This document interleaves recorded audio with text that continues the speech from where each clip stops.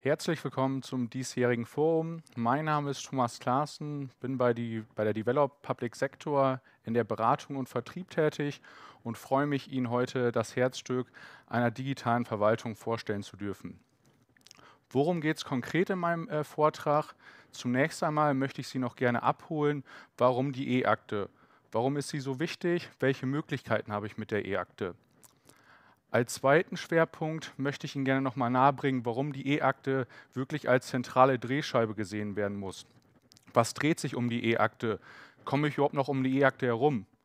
Und als letzten Punkt, daher auch der erste Titelteil, webbasierte E-Akte, da möchte ich Ihnen gerne praktisches Beispielszenarien zeigen, gerade im Kontext der webbasierten E-Akte, sprich den Webclient, welche Möglichkeiten es gibt. Gerade hier hat sich in den letzten Jahren viel getan. Wir haben sehr viele neue Ansätze und die möchte ich Ihnen gerne näher bringen. Aber zunächst einmal, warum überhaupt die E-Akte? Ziel ist es, wirklich Wissen, Informationen, Dokumente einfach verfügbar machen. Was heißt das? Wir wollen es einfach schaffen, eine zentrale Plattform zu schaffen, wo alle Informationen, Dokumente abgelegt werden können und wo auch darauf zugegriffen werden kann.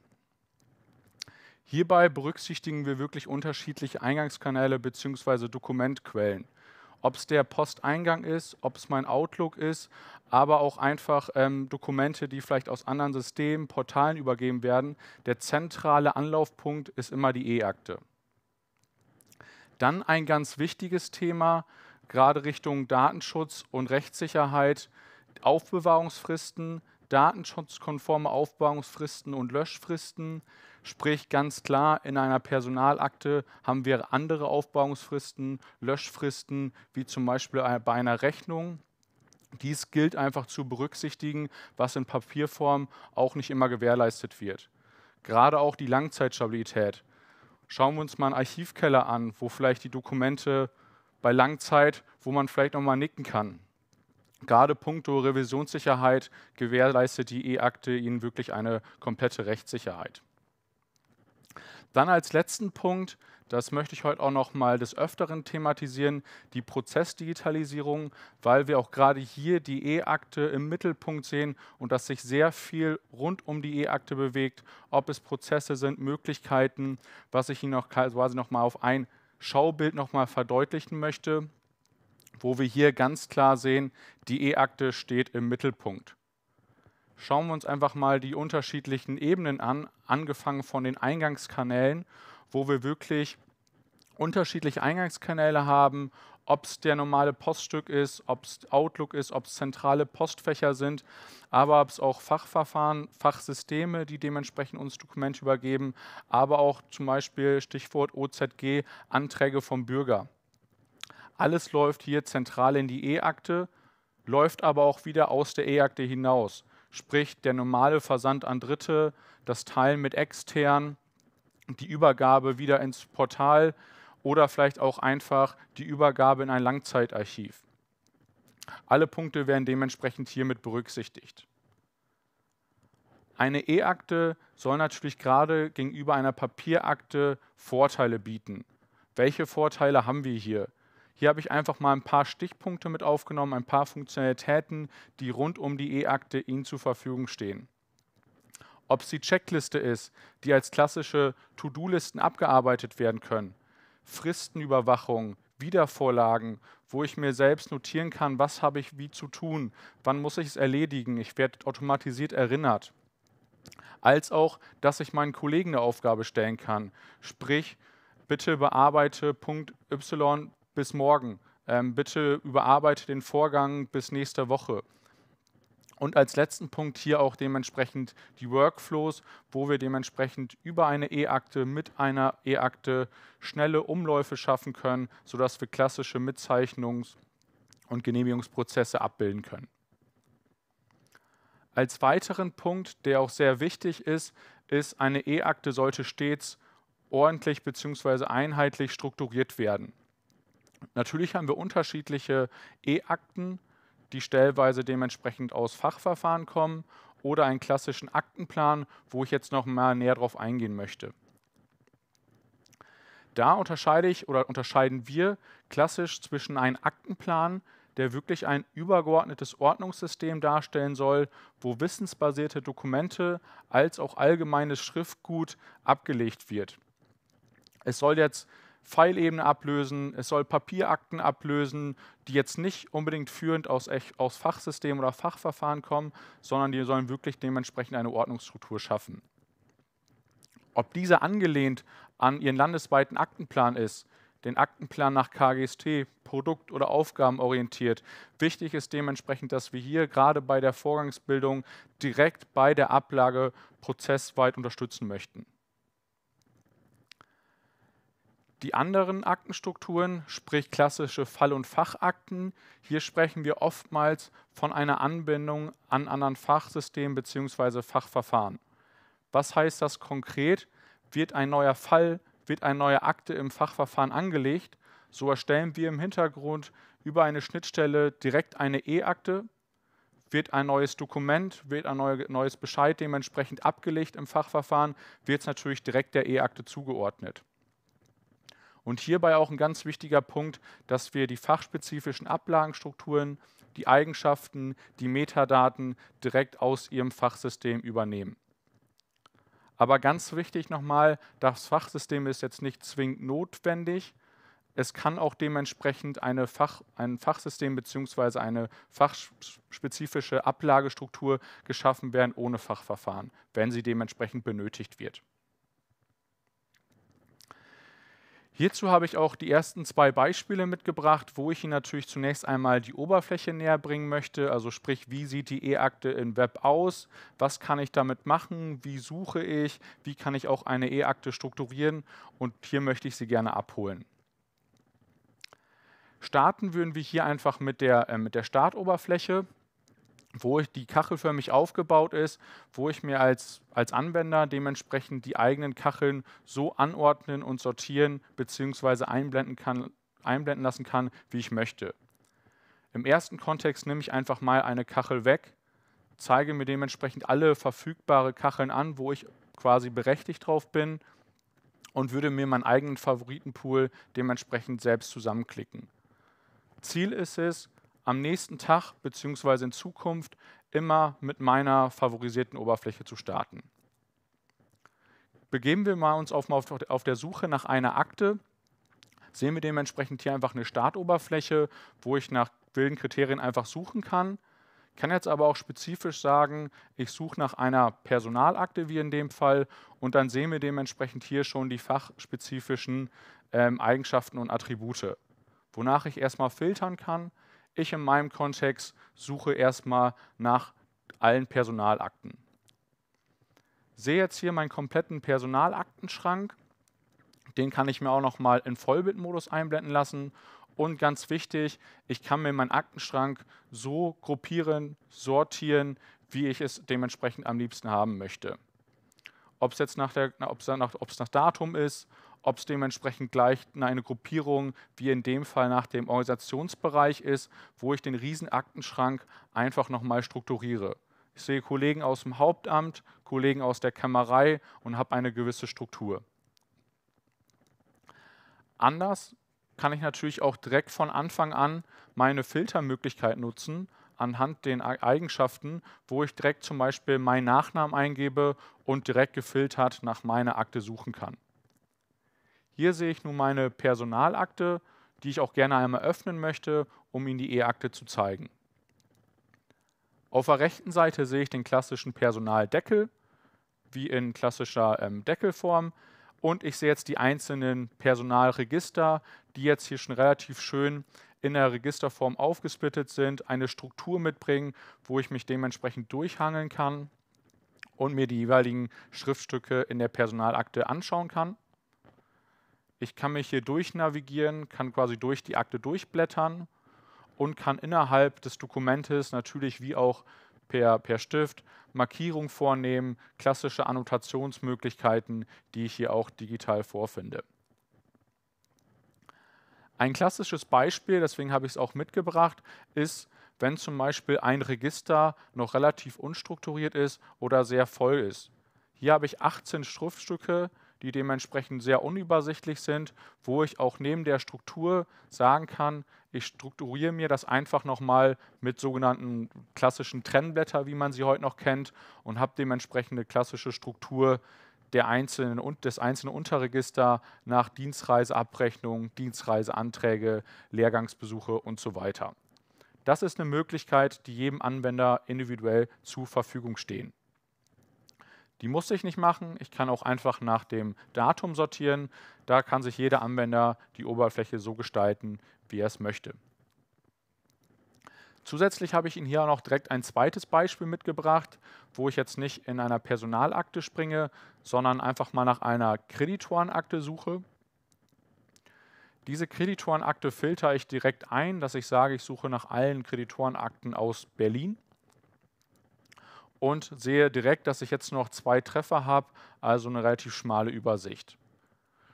Springe ich jetzt in der Akte von dem Luratech, ist hier der goldene Punkt, beziehungsweise der Punkt, worauf ich hinaus möchte, dass wir hier eine Oberakte haben, die Kreditorenakte, und dass wir hier mehrere Eingangsrechnungen haben. Wir haben eine Vertragsakte, wir haben eine Bestellakte, sprich, wir verknüpfen Ihre E-Akten so miteinander, dass Sie mit einem Zugriff auf die E-Akte, wenn Sie eine Rechnung prüfen, auch direkt zum Beispiel die vertragsrelevanten Informationen vorfinden.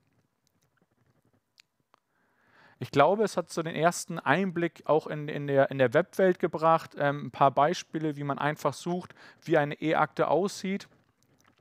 Aber ganz wichtig dementsprechend, wir haben auch noch einen anderen Einstiegspunkt. Den würde ich hier einfach noch mal kurz zeigen, indem ich den Einstiegspunkt über den Aktenplan wähle. Hier steige ich ein mit meinem organisationsweiten Aktenplan, den ich dementsprechend hier auswähle. Und wie gesagt, dieser Aktenplan, ob es Ihr landesweiter ist, der nach KGST oder wie auch immer, der ist dementsprechend individuell anpassbar. Kann mich innerhalb des Aktenplans einfach durchnavigieren, wie auch auf Pfeilebene in einer klassischen Baumstruktur, was den Anwender das einfach nochmal einfacher macht, weil er sich da schnell wiederfindet. Kann jetzt in meinen einzelnen Aktenplanbereichen reinspringen, kann dort eine Akte anlegen, aber ich habe auch die Möglichkeit, favorisierte Aktenplanbereiche mir auszuwählen, wo ich tagtäglich darauf zugreife oder wo ich auch wirklich Informationen ablegen möchte. Hier würde ich auch einfach ein praktisches Szenario zeigen, dass ich jetzt dementsprechend unter einem Aktenplanzeichen eine neue Akte anlege. Bei der Anlage muss ich eigentlich nichts weiteres machen, als den Titel, also den Aktentitel dementsprechend eingeben. Wie Sie eigentlich schon relativ schön hier sehen, das Aktenzeichen, das Aktenplanzeichen, die federführende OE ist mir direkt ausgefüllt und ich kann jetzt dementsprechend mit einem Klick die Akte hier ablegen. Ein gesondertes Szenario, was sich hier vorbereitet hat, was in der Praxis sehr oft den Alltag findet, ist, dass die Vorgänge, die Unterstruktur schon klar sind.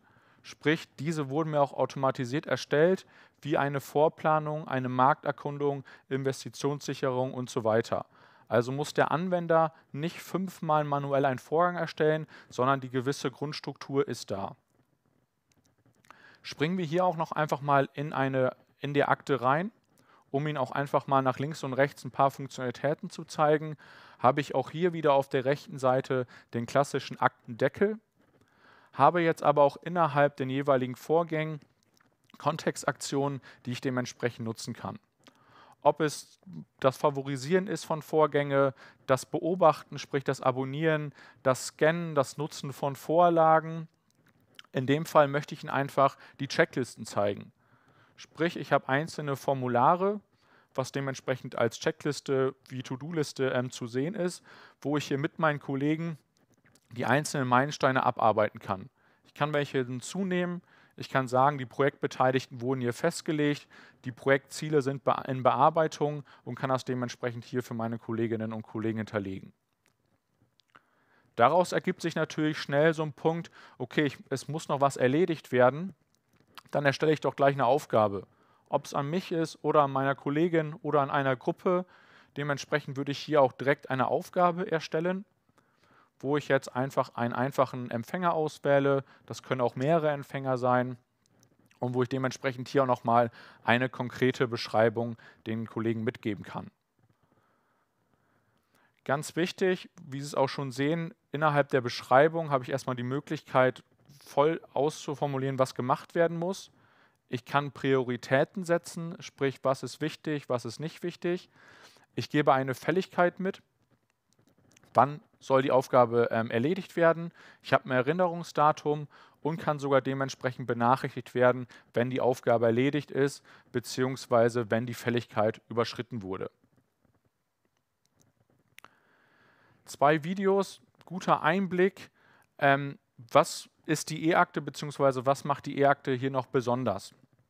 Sie sehen es dementsprechend auch schon im Hintergrund, so wie auf dem kleinen Schaubeispiel, dass wir relativ oft noch mit Papierakten arbeiten. Was ist hier der Umschwung? Also was ist das Ziel?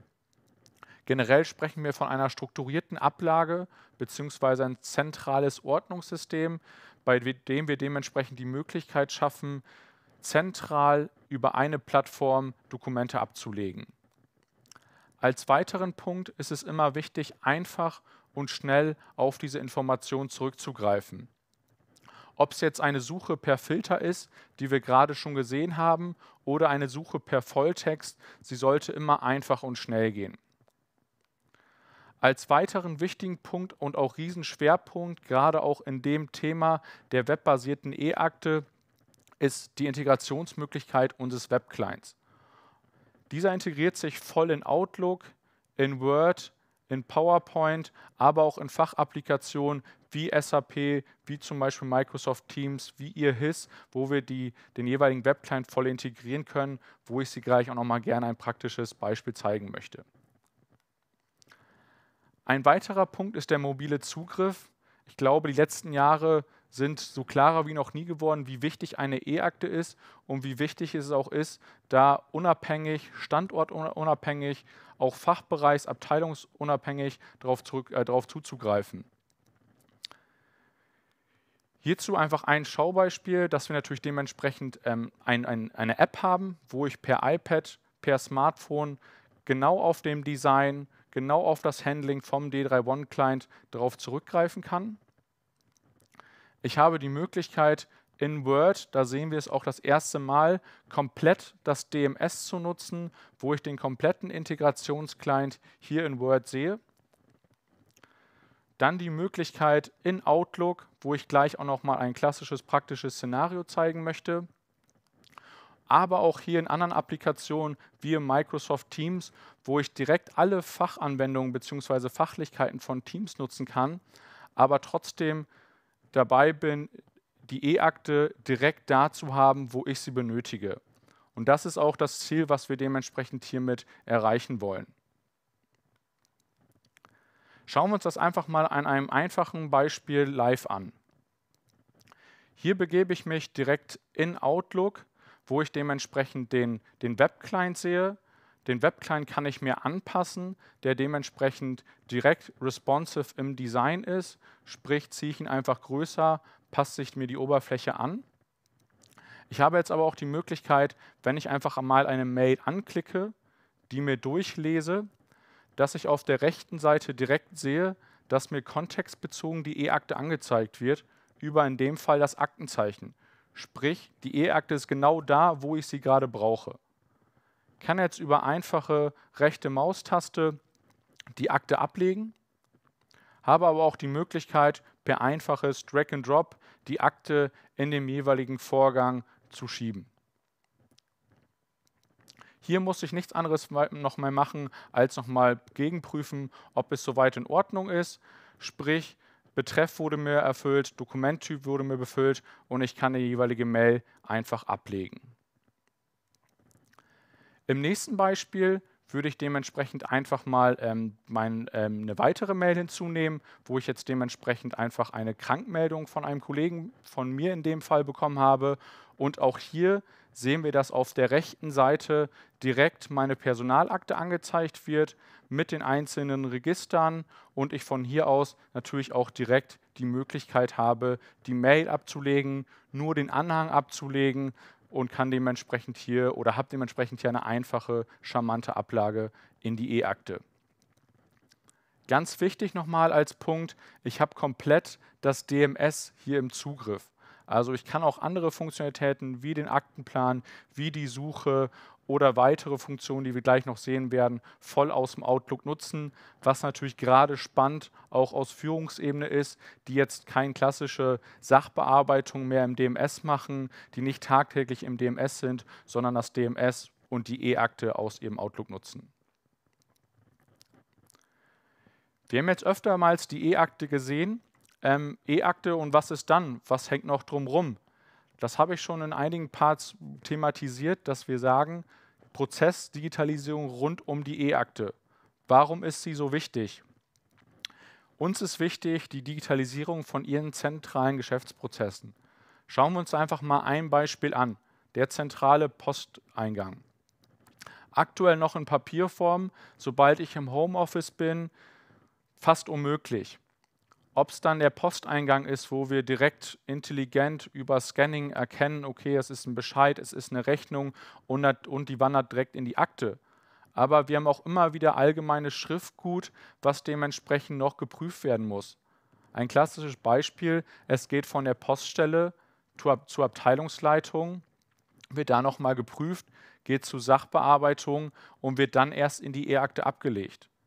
Ziel ist es ganz klar, hier einen medienbruchfreien Prozess abzubilden, so dass Sie unabhängig, mobil an Ihren Postdokumenten am frühen Morgen kommen und die dementsprechend bearbeiten können. Neben diesen Funktionen haben wir auch die Möglichkeit, natürlich klassische Mitzeichnungen, Verfügungsprozesse zu starten, wo ich ad hoc eine klassische Umlaufmappe, Gittermappe starten kann, dass ich eine E-Akte von Schreibtisch zu Schreibtisch natürlich wieder auch hier standortunabhängig versenden kann. Als weiteren Punkt habe ich die Möglichkeit, Ihre Prozesse vorab in einen EPK bzw. BPMN-Modus zu modellieren und diesen ins DMS zu übergeben, wo wir neben den vorkonfigurierten Verfügungen und Mitzeichnungen auch formularbasierte Workflow-Modelle abbilden können. Was sind hier typische Beispiele, ob es der Dienstreiseantrag ist, der Beschaffungsantrag, der Antrag auf eine Höhergruppierung, alles interne Prozesse, die an einem Formular starten. Neben den internen Prozessen können wir natürlich dementsprechend auch externe Prozesse aus Portalen, aus Formularmanagement aufnehmen, wie zum Beispiel Ihrer Landesportallösung mit dem dementsprechenden Ziel, Anträge vom Bürger, OZG damit zu bewerkstelligen, weil auch diese Dokumente sollen letztendlich in die E-Akte abgelegt werden. Rund um die Prozesse habe ich Ihnen dementsprechend auch noch mal ein paar Beispiele mitgebracht, wo ich hier starte, dass ich ein einfaches Dokument im Umlauf schicken möchte. Hier habe ich über die Kontextaktion Workflow starten direkt auch zwei Workflow-Möglichkeiten. Ich würde einfach einen Beteiligungsworkflow starten, indem ich jetzt quasi ad hoc mir meine Mappe bzw. meine jeweiligen Kollegen konfiguriere bzw. beteiligen möchte. Das kann ich jetzt einzeln anklicken, kann auch noch mal eine Terminfrist festlegen, habe jetzt auch die Möglichkeit, einen zweiten Schritt hinzuzufügen, aber in dem Kontext möchte ich gerne einfach auch auf eine Vorlage zurückgreifen. Sprich, vielleicht auf eine organisationsweite Vorlage, meine fachbereichsweite Vorlage, wo ich direkt dementsprechend über eine Vorlage hier 3 Schritte habe, die dementsprechend durchlaufen werden. Ich habe noch die Möglichkeit, die einzelnen Schritte anzupassen, Verfügungen, Plausibilitätskontrollen zu setzen, Abhängigkeiten. In meinem Fall würde ich es aber hier relativ einfach belassen und den Workflow starten. Ganz wichtig bei der Übersicht, wo ist der Workflow, wo befindet er sich, habe ich hier auf der ersten Ebene direkt auf Dokumentebene die Möglichkeit, mir anzuschauen, okay, wo befindet der Workflow sich gerade und welchen Status hat dieser. In dem Fall ist er noch in der Buchhaltung, wurde gerade eben zugestellt und steht da als Genehmigung offen. Ansonsten gehen alle Workflows, Wiedervorlagen, Aufgaben, Posteingänge in meinen Aufgabenkorb. Dieser ist wirklich ein zentraler Trichter, den wir hier auch auf der Oberfläche sehen, wo unterschiedliche Eingangsquellen berücksichtigt werden.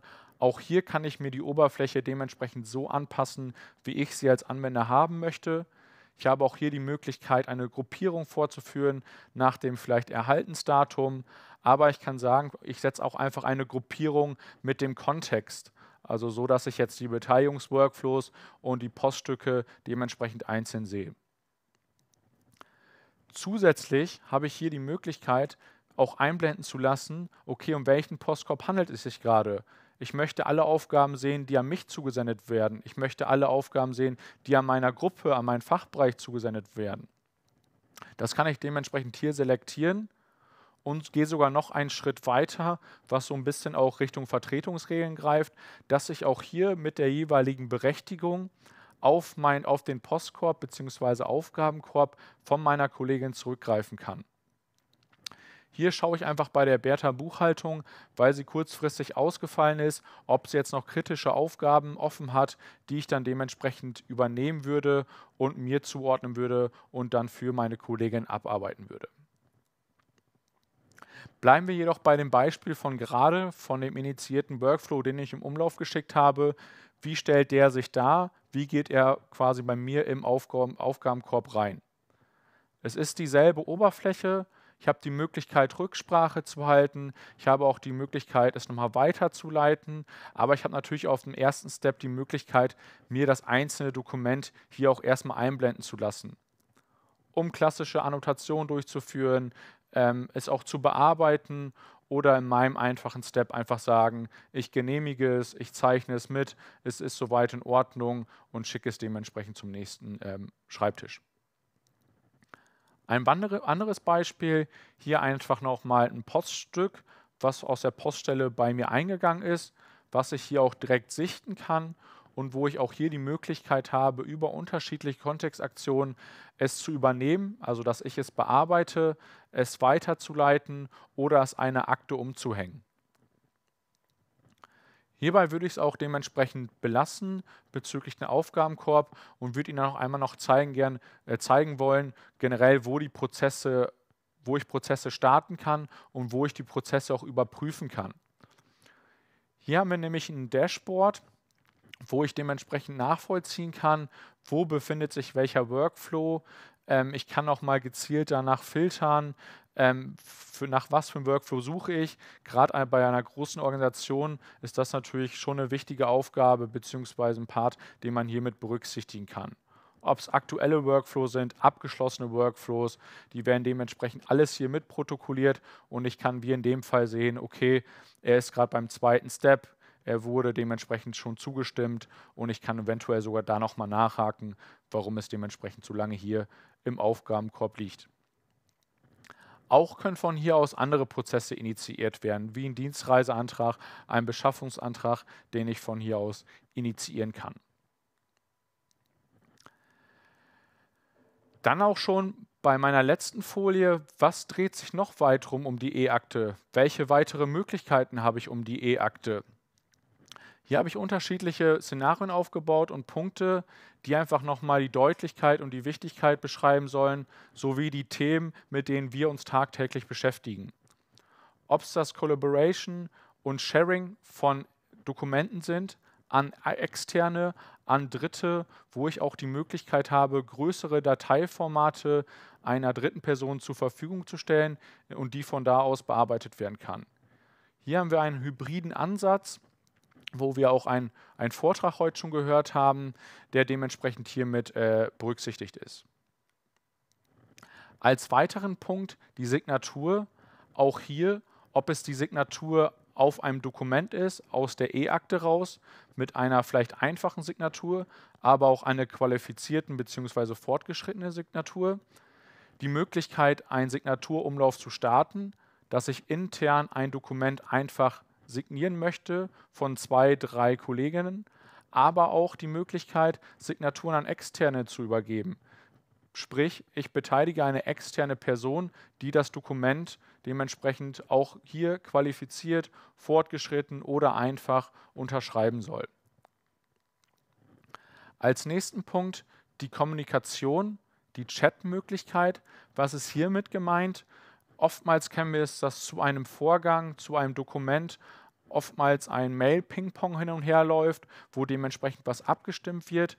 In Zukunft kann ich direkt aus der E-Akte einen Chat starten, wo ich mit meiner Kollegin was diskutieren möchte, was besprechen muss, wo es Unklarheiten gibt, wo ich dann auch dementsprechend nachvollziehen kann, dass dieser Chat auch mit abgelegt werden kann. Das soll jetzt nicht unbedingt jeden Telefonabruf ablösen, aber ich kann hier direkt vorgangsbezogen oder dokumentbezogen mit meinen Kolleginnen über eine Thematik diskutieren. Als weitere Möglichkeit die volle Integration in Microsoft 365 mit allen Nutzungen deren Möglichkeiten, sprich ich kann alles aus dem Web bearbeiten, ich habe die Möglichkeit zeitgleich in einem Dokument zu arbeiten, aber auch die volle Integration vielleicht in Ihren SharePoint, dass man auch hier Prozesse verbinden kann und dementsprechend die E-Akte im SharePoint auch im Zugriff hat. Und als letzten Punkt die globale Suche. Was heißt dies konkret? Dass ich nicht nur die Möglichkeit habe, in meiner E-Akte zu suchen. Wenn ich jetzt nach Thomas Klaassen, meinem Personalfall, suche, kann ich auch andere Informationssilos dazu nehmen, wie zum Beispiel mein Exchange oder mein Dateiverzeichnis, wo ich wirklich alles an Informationen durchsuchen kann, wo dementsprechend meine Person vorkommt. Hiermit möchte ich mich auch schon recht herzlich für Ihre Aufmerksamkeit bedanken und verbleibe eigentlich nur noch mit der Info, dass am nächsten Jahr eine zusätzliche fachliche Veranstaltung stattfindet, der Public Sector Days 2022, wo wir ihn hoffentlich vor Ort für Ihr Marktsegment begeistern dürfen und hier dementsprechend einfach eine Ankündigung. Ich wünsche Ihnen noch viel Spaß und bedanke mich.